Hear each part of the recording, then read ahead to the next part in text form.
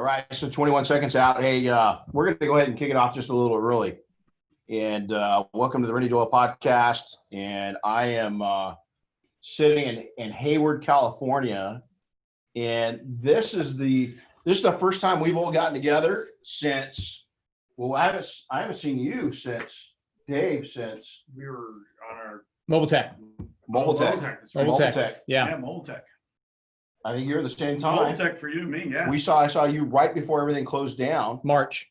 Yeah, like You know? March 10th, 15th, something like that. Now, Yeah. all of you guys have gotten together for different things right here, but this is the first time all of us. Chris has, it's the first time all of us. gotten Dave together. and I work together every day. Well, you do. So we do get You do. together. You every do. day. Yeah. You do. For vacation. Except for when he took the month off So, yeah. in July. But you're not sore about that, are you? No, no. So, hey, everybody! It's a really this is cool because we're at PNS's headquarters, the home of PNS, the home of Double Black, and we've just got some amazing human beings with us right now, some amazing entrepreneurs and amazing friends of mine, and we wanted to bring them on and just have a kind of a chat and talk about life and business a little bit. So, go ahead and introduce you guys yourself, and we'll go around the room and. We're all looking at you. Hold on. Yeah, we're all Keith's hair's still wet from me. He just got out of the shower like 15 minutes ago. Keith Duplessie. I do business development for PNS as well as whatever else is needed. And occasionally that means some more housework, which is pretty awesome. So Housework. Did you just say housework? no, warehouse work. Warehouse I was work. gonna say, Yeah, hold on. No, don't even my wife started on the lack of a housework. That's Yeah. not fair. Yeah. Dave Phillips. I'm basically operations and product development person for PNS sales. And as Keith covered for me, or for at least partly for when I was gone for a month. So now you gotta before we move on, you gotta tell everyone what we did. What'd you do for a month? Yeah, so I took a month off and hiked the John Muir Trail and fit it quite kind of right between COVID and the smoke. And we spent 24 days on the trail. It was a personal goal of mine to go do that. Also, a bit of a business goal to try to establish and learn, how to kind of get the business to kind of continue running without me.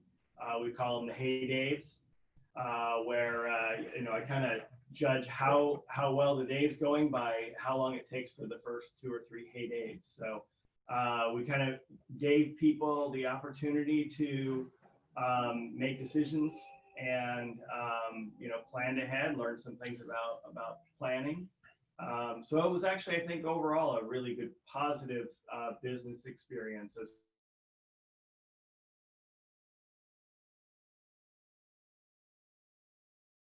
Hey guys, we lost your mic for a minute.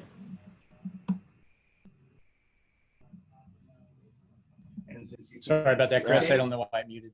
Since you can't There we go. stay on Mount Whitney, that means you got another 10 miles and 6,000 feet down to do. So altogether, we did about 245 miles.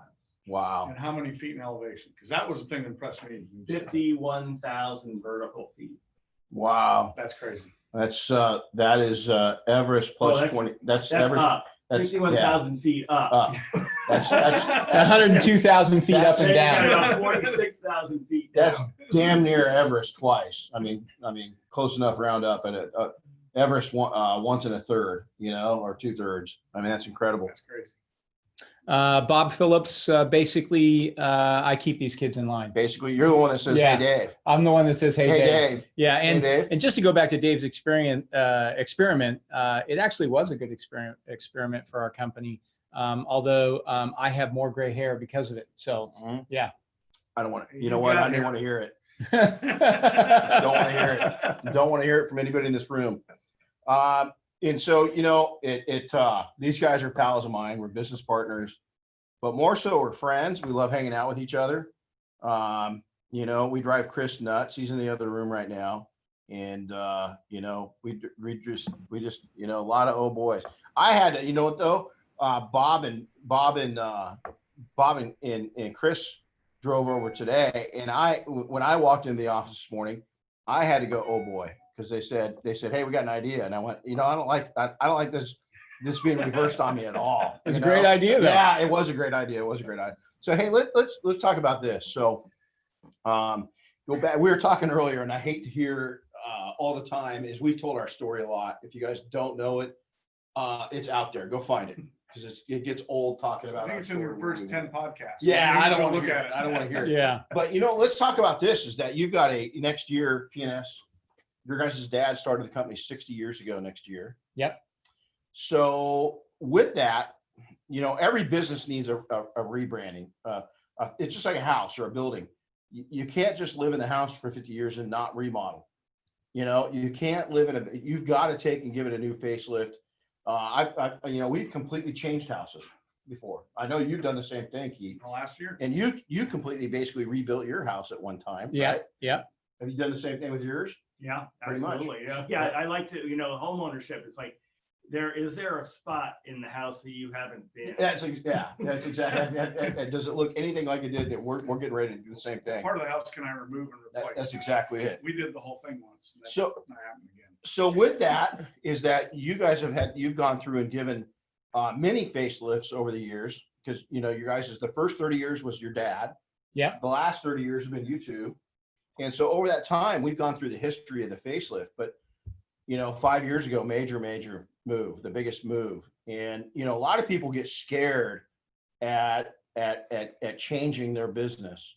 What would you say to people that aren't changing their business? Is there a message to that? Or maybe a lot of people, I look at, they're reinventing their business every year, which, I guess business is growing. It's like a child, you're constantly feeding it. But I see people they're not succeeding. So instead of changing what they're doing, they're trying to change the whole business. Does that make sense? So what would your piece of advice be to people, taking and maybe at a stale point in their business is full steam ahead? What was in your mind when you did this? Well, I think the biggest mistake that most people make, including ourselves, is the mistake is thinking staying the same or not making a change is comfortable. Right. And realistically, I mean, you said it 5 years ago, or when we met in the other building, right? Yeah. We walked in here, Bob, 5 years ago, there was just a boat in here, right? Right. And I can tell you that a year ago, that building now looks totally different, and we're constantly adding. And so one of the things that we have to do is, you change to remain fresh, right? Mhm. You change to create new ideas and engage. And so one of the things is a company that's 60 years old, change is hard. Whoa. It's hard. It changed the culture of people. So, when we talked about yesterday, just meeting and reviewing, our staff and things that are going on inside our company, we had a lunch and, you spoke to the people. I mean, they need to understand that they play an active role in that, but it's all that change. So you constantly have to reevaluate and change your business. And it's a mistake to stay comfortable. So, hey, Dave, so, I'm not, so we always kid, and you're not around a lot, is Bob and I will have these meetings. Keith will be in there and we'll go, we got an idea on a product. And then we go, hey, Dave, can you make this? Sure. So on the operation standpoint of it, so you've got the salesman side of it, Right. right? Business development side. Has that change been frustrating for you or has it been welcoming? How is the staff? I mean, you guys got a pretty decent sized staff. How's it been on the backside of the business on all these changes? The biggest change for us, or at least for operations, has obviously been growth. We've been growing pretty aggressively.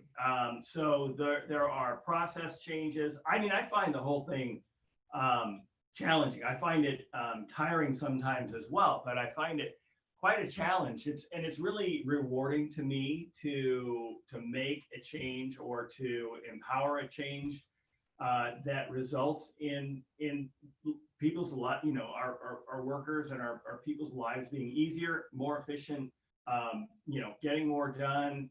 Everybody likes to feel like they're accomplishing something. The good thing about this sort of manufacturing job is that there's tangible result of what you've done each day.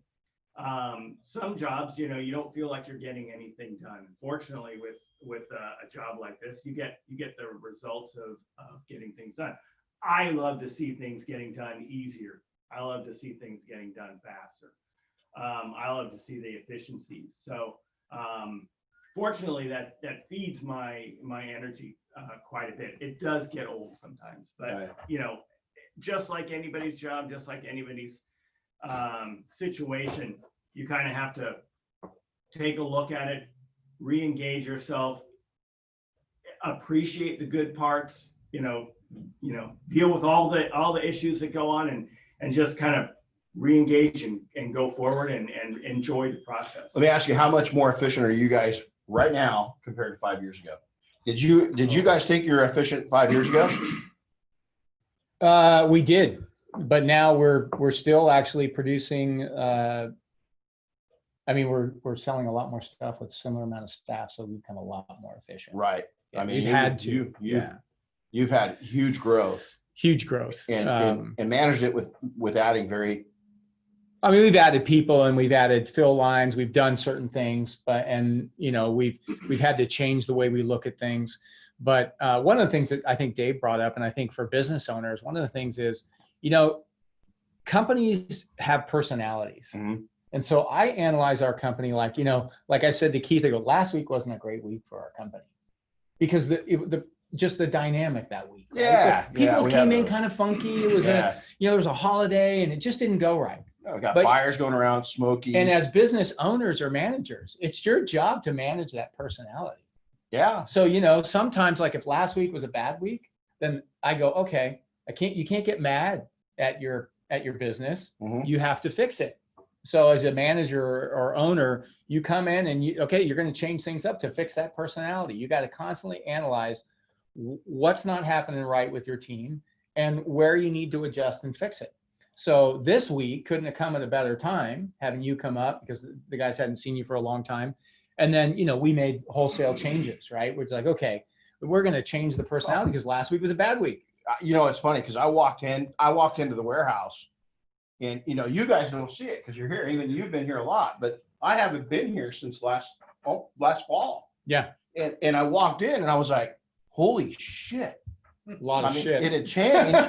And then back in the warehouse where the boat used to be, you couldn't squeeze a Hot Wheel back in there, now. I mean, Yeah. it's crowded. Let me ask you this. So, I love to say it compared to service business, it's a big business, but you guys are really you're a big little business. Does that make sense? Mhm. Yeah. You're a big little business. What's the biggest challenge that you guys have got in a big little business? If you had to pick out one challenge, Dave, we'll start with you this time. So what's the challenge for a big little business? Well, I feel like, so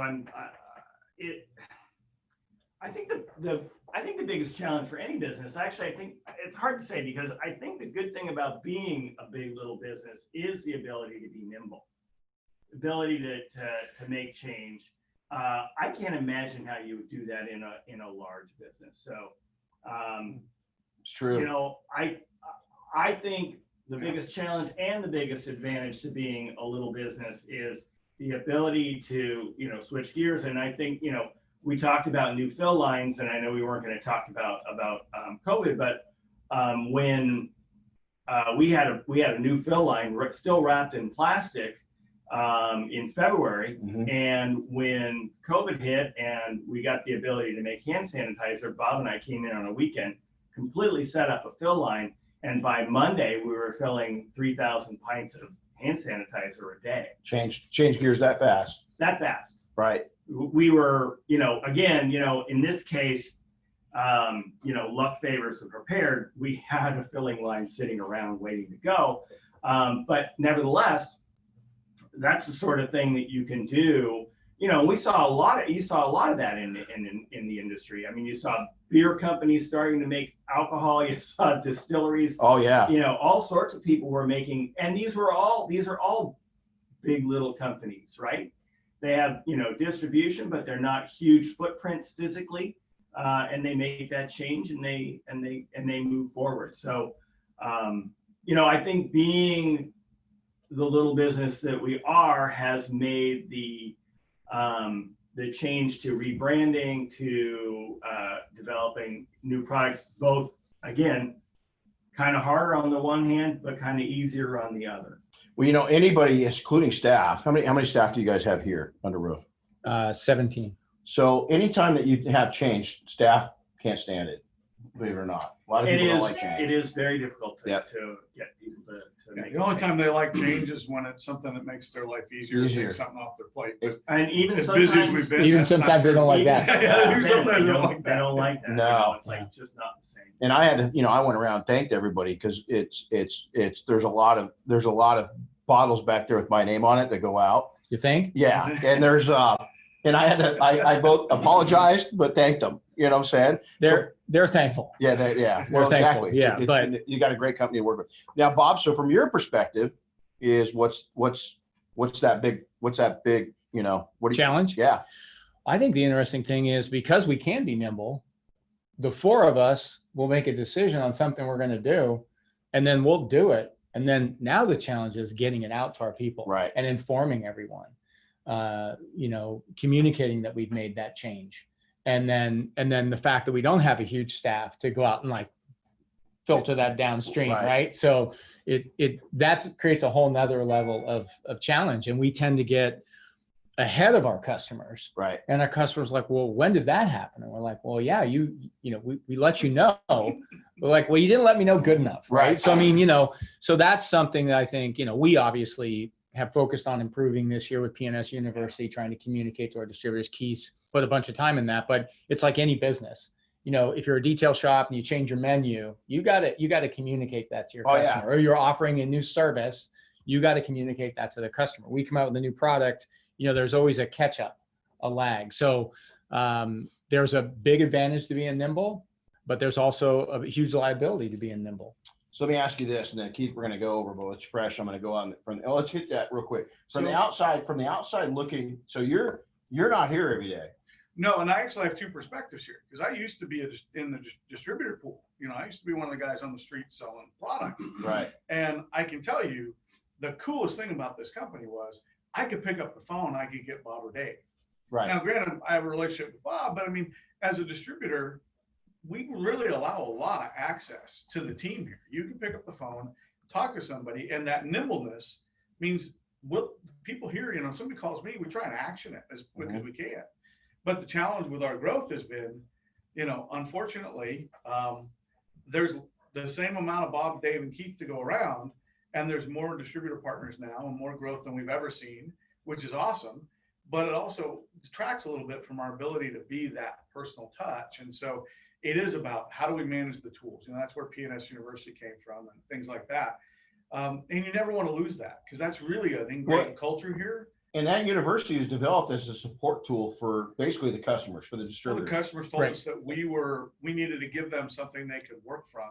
And that ended up being the framework we went with. Right. Because they needed tools that we already had generated. But as Bob said, we just weren't doing a great job of getting them the tool in a way that was consistent. Let me relate this back to a small business. One thing I think that's missing in service businesses across, doesn't matter if it's a coffee shop, is your customers are telling you what they want, what they need. But here's the other thing is, what they need? They need to be educated. We learned that. And it's even when you educate people, you got to remember that it's loud in our world now. And there's a lot of stuff grabbing our attention, right? And so repeating your message in different formats, nicely, we're not slamming anybody. It's just the realities of businesses. It's very hard to communicate your message. So you've got to find different ways of sharing your message. And the university, you've put a lot of time into that. And it's and not everybody's taking out of it, but it's there, and now you're providing something for your customers to make good decisions on. Yeah, and I call that in military, I always call that putting more tools in your toolbox. Yeah. You may not ever have an opportunity to use those skills that you go develop, but if you don't have the tool in your toolbox, it's a hole in your game. And so for us, PNS University is a tool for our distributors. But I think the other thing is, and we learned this in 2018, when we really made that surge to do the Swirl Killer Tour as a group, we did a lot of touch points with the end user, the customers that are working in the detail shops. But what got missed in between a little bit was our distributor partners were getting the same education at the same time instead of being ahead of their own customers on it. And so I think for us, the last year and a half has really been about how do we get our distributor to be as educated as we are so they can go do that education. Right. Because that's the Absolutely. other piece of this growth is those guys who are selling chemicals on the street, they are our biggest advocates and our biggest conduit to growth. Well, and take that back to, again, your small businesses, educating your customers, constant communication, creating a, we love to, we talked yesterday a lot. We met a lot yesterday about lifestyle in our company and lifestyle that we project out among our customers and so forth. One of the biggest challenges that I thought you were going to mention this is employees and staff. I'm surprised it didn't come up. I didn't want to bring it up. Yeah. Well, here's the deal: is you guys. I mean, No, you've got people that are Yeah. that are. I mean, you've got one of your employees. What, 27 years? You said 28 Yeah, years. 28 years, I mean, and then you've got a lot of people. 25 years, Yeah. 13 years, 18 years. Yeah, a So lot of tenure. let's talk about that culture of what do you do to maintain a person like that? I mean, because that's a right now it's a huge challenge. I mean, we talked about it yesterday. Just attracting people that want to work is a huge challenge. It's our How do you biggest keep challenge right now. Well, we offer a good place to work, and our people, typically when we get staff, they come here, they stay. So for us, I don't think the challenge is keeping them.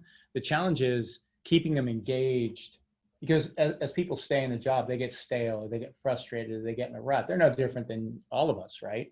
So constantly, trying to engage them and make them feel valuable and important. That's one of the things we talked about yesterday, was a reward system for our team, right? How do we continue to engage them? And it's challenging because as owners, we get stale as well. And so it's like you got to wake up every day and you can't be stale. Yeah. And sometimes you wake up and you're like, man, I'm just stale today. I don't want to face this challenge. I don't have it, but you got to go in and face it. And then the thing is, with a diverse group of people that have been with us a long time, we have to accept all the personalities and engage them all, so that's a big challenge. Like we said, right now, our biggest challenge is we want to hire people. We get people, they work here, they don't want to work that hard and they leave.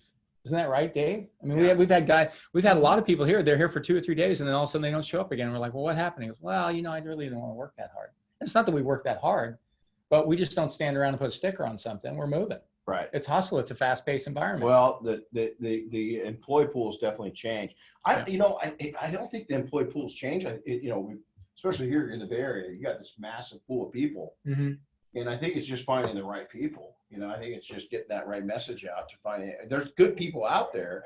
It's just finding them.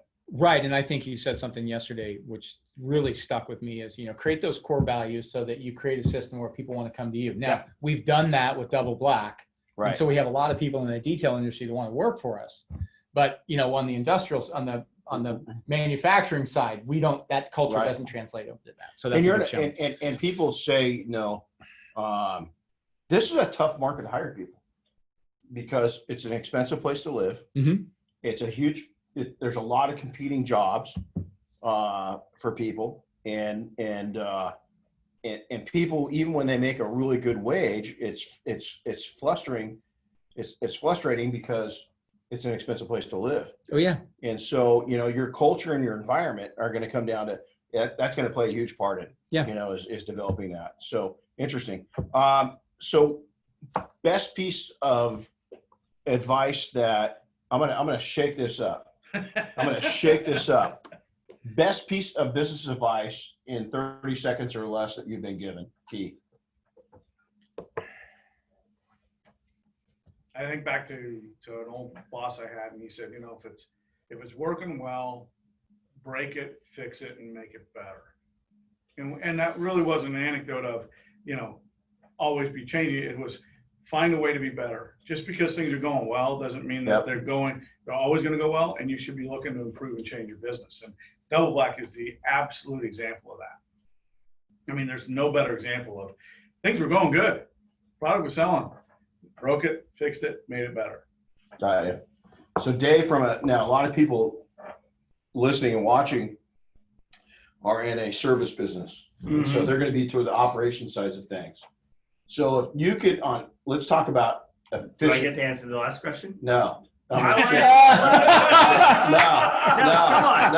I'm throwing you on the spot. He had a great answer though. No, He had a minute to think about it. He did. No, we're going to shake this up because you're the ops guy.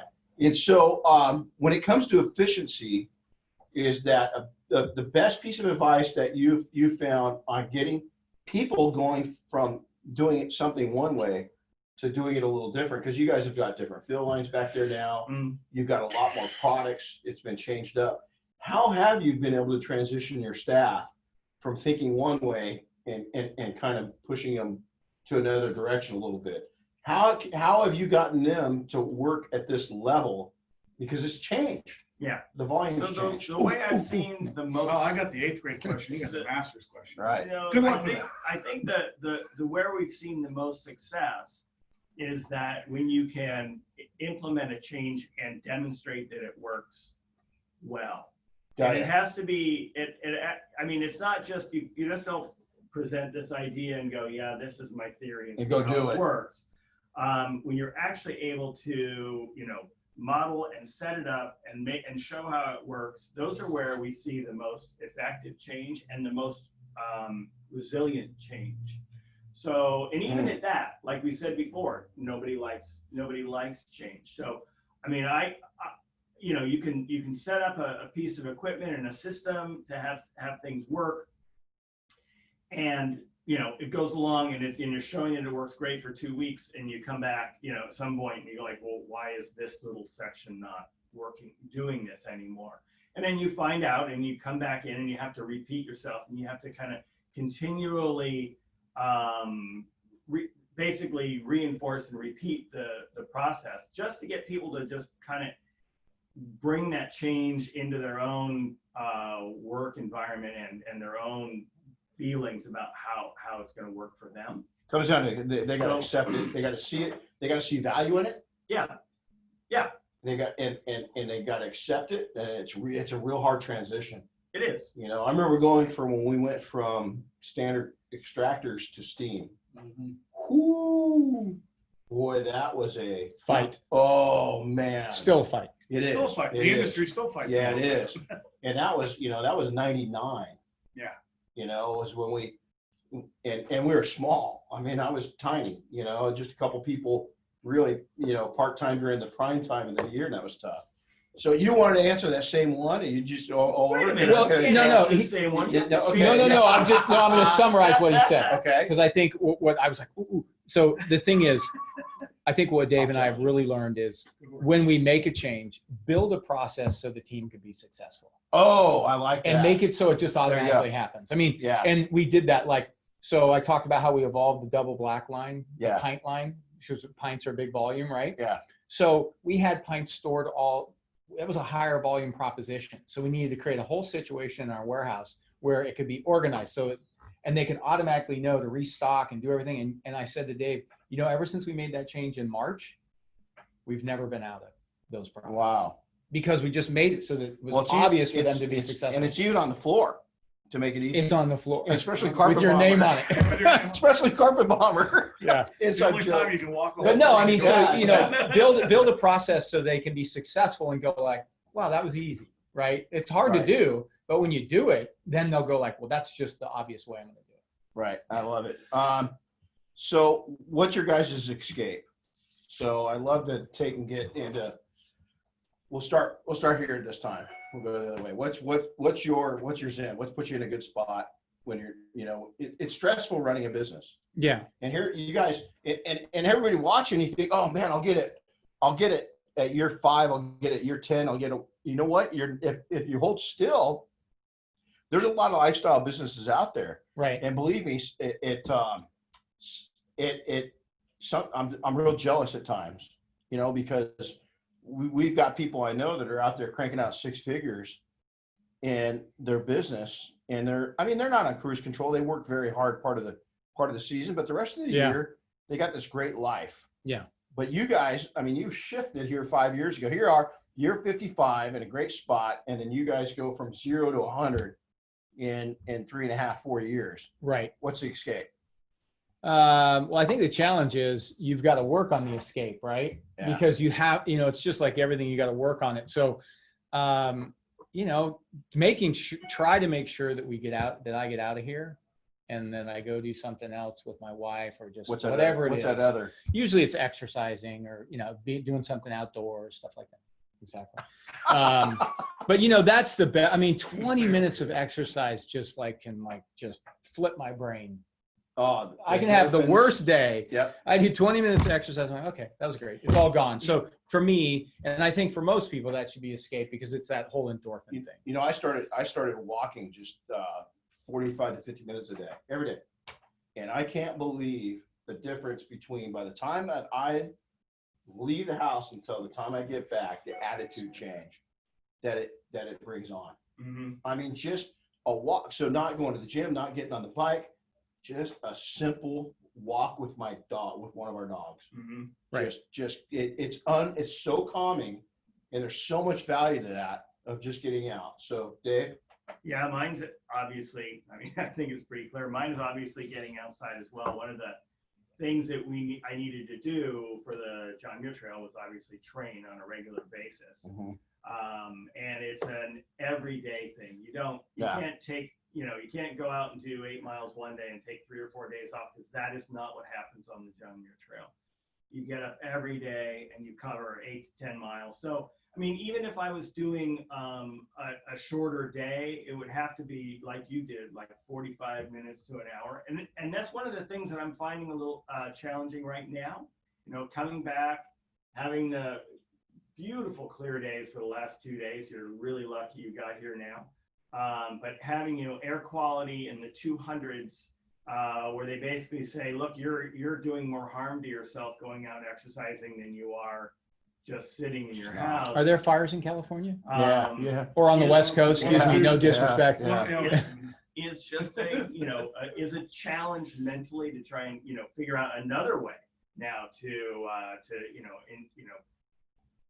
do that catharsis, get the same feeling that I can get just being outside for literally a half hour. And there are tons of studies that say, look, go out to a park, you don't have to Get even out. walk, Yeah. just get outside, and all those things have become quite a challenge over the last year. Obviously 2020 has been one of those. Yeah, it's been kind of. So Keith, what's your escape? So I have a couple escapes. One of my escapes is actually doing what I really like to do when I'm with PNS, which is get out and see our distributors and see. I like to see those people. That to me is a great thing because I get an interaction, I get the feedback, I get to enjoy being with our customers, and we have such a great network. 2020 kind of killed that. Yeah. Kind of did. So We had to buy Keith a teddy bear to hug. Exactly. we got another cat. No, just kidding. But the thing for me is I get outside. So it's a bad word to say, but I'm going to say it, my campfire. So Friday night, Saturday night, I go down to the lower yard and fire up a campfire. I get outside the house. I like to mow the lawn. I like, we have a nice yard now that needs to be maintained. So it's that, or I go every night, Lisa will see me I'll go out in the garage. And I'm in the garage, and I'm either puttering around or I'm making something, or right now I'm rebuilding part of my basement for my new office. I might get that done by 2025. We'll see how that goes. But I just like to go do something that's constructive, or that's, I feel like I accomplished. I can stand back and go, hey, we got that done today, and I can look at that and say, that's cool. That's not how I relax. Well, but for me, during the day, it's the intangible part of what we do here. Yeah. Dave can see pallets go out the door. I'm working with customers, and so sometimes it feels less tangible. So those tangible moments for me are great. It's a little activity outside or in the basement or in the yard, doing something and feeling like I accomplished a task and made a difference in the house, the property, whatever it is. So let's go to the opposite. Did we cut off? No, we didn't cut off. We still got video. We just lost our camera. So we're going to see if we can fix that. But keep talking. We're good. So Yeah, I was now just let's go about to tell you. Yeah, I'm trying to figure it out, Chris. So let's talk about a little piece of advice. Well, all of us work with small businesses. We're engaged with small businesses.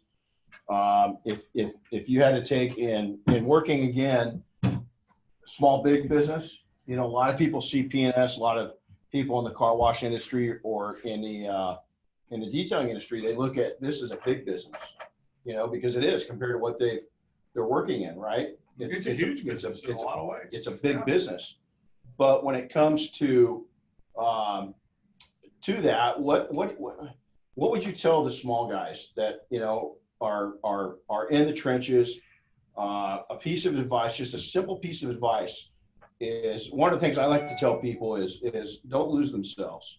Know what you are. So many people they're either living in the past or they're living in the future. They're either stuck on what they were, or they're so super hyper concentrated on what they want to be that they're not living today. They're not enjoying a lifestyle. And so I tell people, hey man, enjoy where you're at. Mm-hmm. There's a lot of pluses of where you're at right now. You've got to find those. And I know you might be eating crap. It might be a tough gig that you're in. You're working really hard. Maybe you're solo shop. You want to add people. We're at a weird time. You know, this whole year's been weird. But B, just enjoy where you're at. I've got a really good friend, Doug Parfait. So Doug's, I love Doug. Yeah, Doug's out of Pittsburgh, and he loves where he's at, man. He's a small operator. He's got his services set up. He's got his lifestyle set up. He knows what he wants to be and doesn't want to be. And stop looking at the other guys, because 3/4 of those people that you're looking at online aren't what they say they are in the first place. Right. So what would you suggest to these small businesses? So thank you, Renny, because this goes back to the question you asked Keith. Okay. Best advice I Oh, have. there you go. I knew you'd round around. I So knew he I was could going to do take that.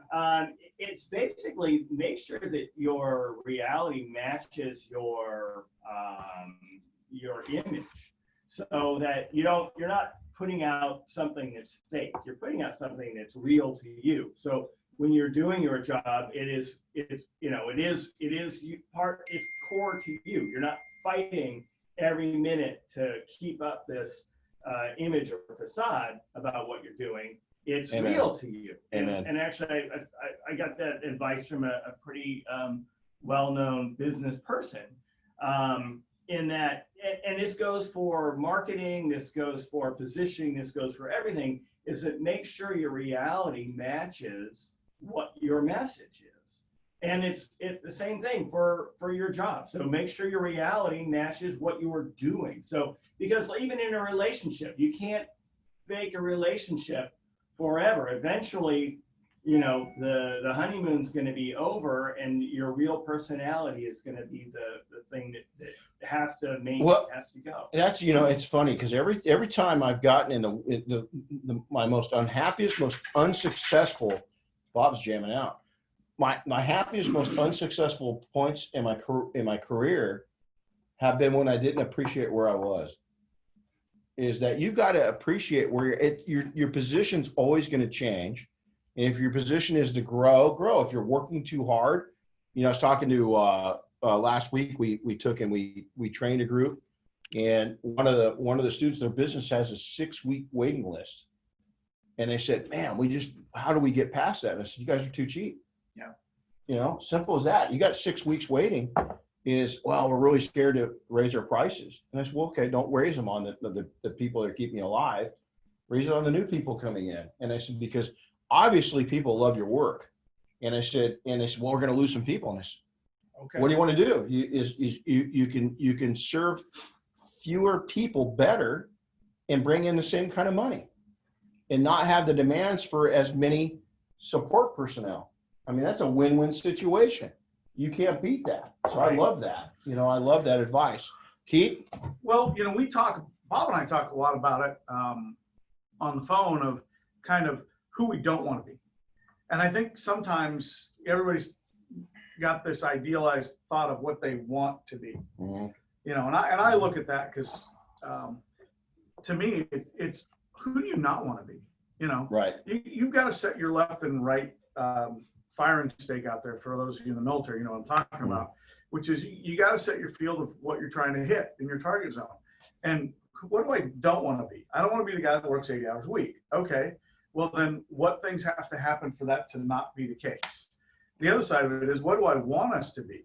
I want us to be so big. Okay, what, being between my two firing stakes is really important. We talk a lot of times about, well, we really don't want to do that kind of business.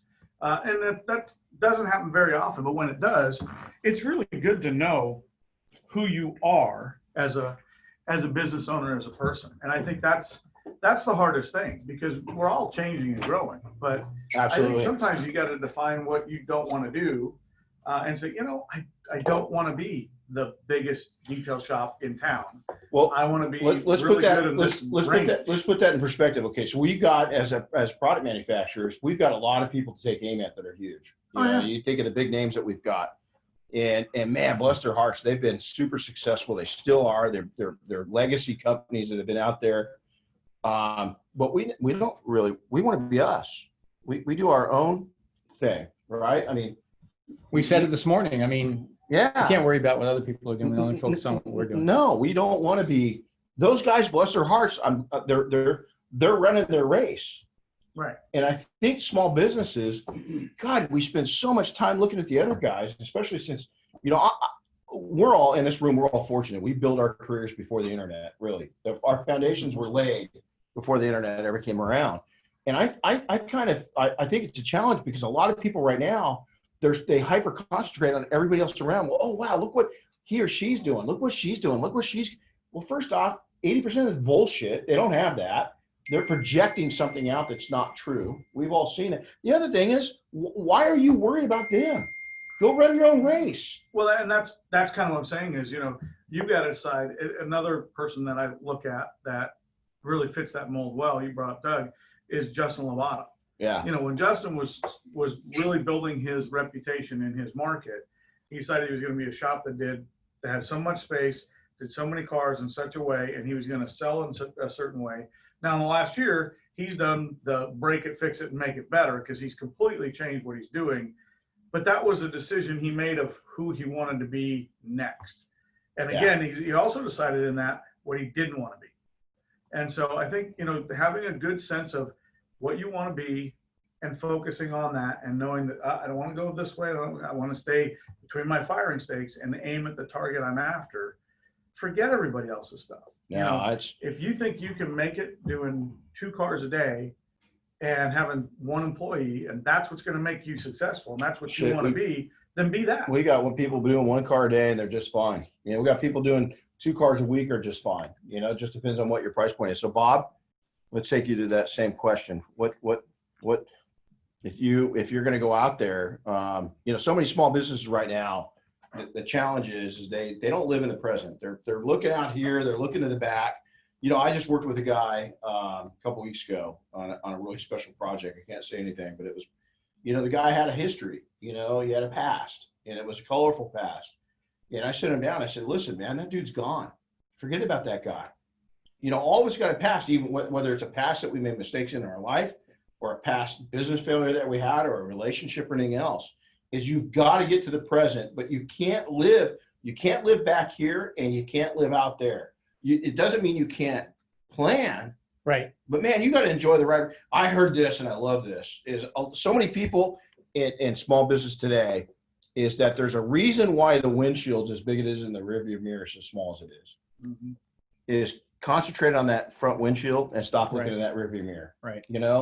Don't beat yourself up. So, piece of advice as we prepare to get out of there. We're going to finish with Dave. Yeah. No, I think No, you got No, you got a whole nother question.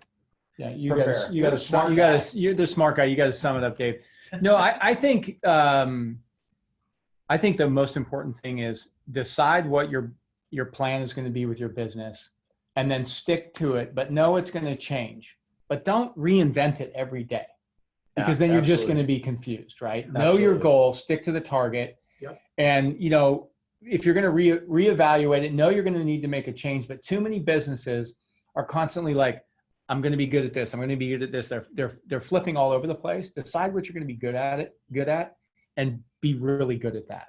And that's, and then the other thing too is, if you're going to go for it, go for it. Yeah. We used to make decisions, go like, well, we'll kind of do that.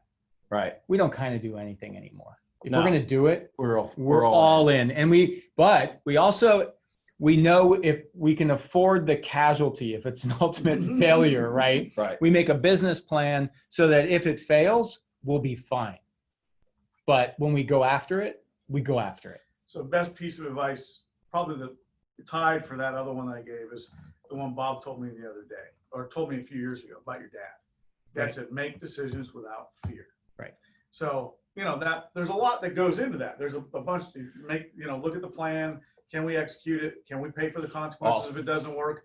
But once you decide, make the decision, have no fear about you made the decision. Now just go. Fear is one of the greatest emotions we can have, because it will either, it's an absolute, it'll keep you out of trouble, or it will kill you. And don't fear the loss. No. I mean, we Dave and I, we were just talking the other night. We were at a friend's house. Now, we got stuck for 6 figures one time by a customer. Ooh. It hurt. Ooh. But you know what? 2 years out, Dave said, he goes, okay, that's a great customer, but one day that guy's going to stick us. And sure enough, he did. Wow. And it was during a really tough year. And we Right. went like, oh, well, there wasn't much we could do about it. No. We didn't cry about the You loss. gotta It was the recover. loss. I mean, I see businesses that go, oh my God, if I only had this. Well, guess what? You don't have it. Right. So move Deal with forward. it. Deal with it. Go figure out how to Yeah. get to that point. So Dave, this is going to be a great one, is that technology has changed so much, especially in the car carrier industry. Did you ever think we'd be to this point in advances to where products used are, I mean, look what we can do in a single step now. Look at what the tools do combined with products. I would have to say, no, I did not think we would be in this position. I don't know. I really can't tell you why,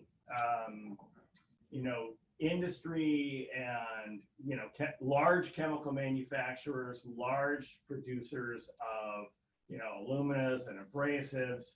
I can't tell you quite why we became so much more mainstream, because we didn't used to be. In our industry, we used to take the dregs from the cosmetic industry and what was available in the paint and coatings industry, and we would try to, and in in other chemical industries, janitorial supplies, and try and fit those materials into what we wanted to do. Now, this is the chemistry side. So we would try and fit those materials into what we wanted to do. They were always basically off-label applications. Carrying on conversations with tech support people at the larger companies took a lot longer, because they just didn't understand what we were doing with them.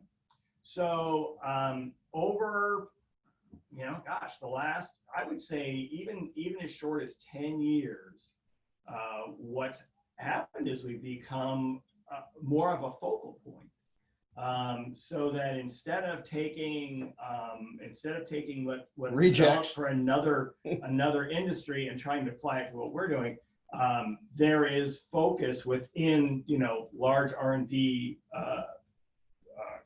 companies to actually produce materials that now we have a large selection of things that we can choose from multiple companies, which is what typically was available in the cosmetics and the paint coatings industry before 10 years ago. So it gives us a lot of opportunity to make and customize and produce better and more focused products. So that's why I think what you see is such an improvement in especially things like polishes and compounds, where I mean, it used to be, what did you do? You either ground the crap out of the paint and then you had to fix that, or you polished it, but then you weren't fixing the paint. So now you're seeing products that have a much broader range of application, that you can do the same thing with less products.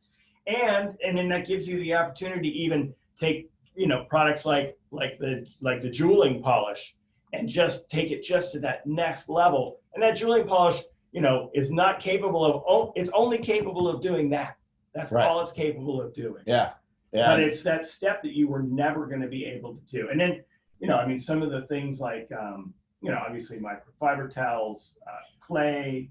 Well, you look at foam. You look at foam back just a decade ago. Exactly, the detailing units was rejects. They would take, and the foam manufacturer would say, okay, these are the foams we got. Pick something out that works for what you do. Absolutely. And now we're developing specialty foams just for the purpose of working on paint. You know, Right. it's amazing. So And coatings. and coatings. Look at coatings. I mean, Yeah. coatings, it was the paint and coat, it was the body shop industry. And so there was only one mindset for how you're going to put something on a car, how you're going to finish that car in a more permanent fashion. And now it's like, oh no, guess what? There's coatings. And how many people can be trying to develop coatings? Yeah. Look at the interiors. I mean, 15 years ago, we were all trying to figure out what commercial, carpet and fabric cleaner we could buy from somebody that would clean.